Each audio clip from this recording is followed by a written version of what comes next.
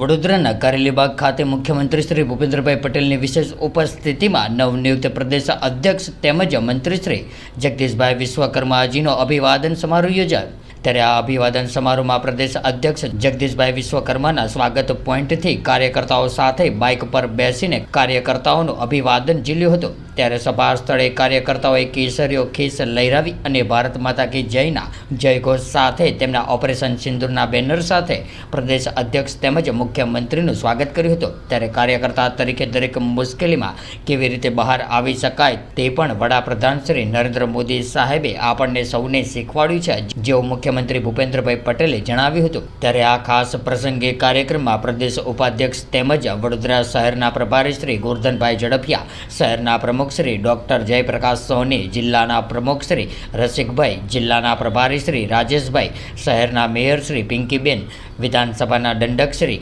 સાંસદશ્રીઓ, ધારાસભ્યશ્રીઓ, પ્રદેશના હોદ્દેદારશ્રીઓ, વડોદરા શહેર જિલ્લાના વિવિધ પદાધિકારીઓ, ઉદ્યોગપતિઓ, સામાજિક કાર્યકર્તાઓ, સામાજિક અગ્રણીઓ તેમજ સાધુ સંતો પણ ઉપસ્થિત રહ્યા હતા।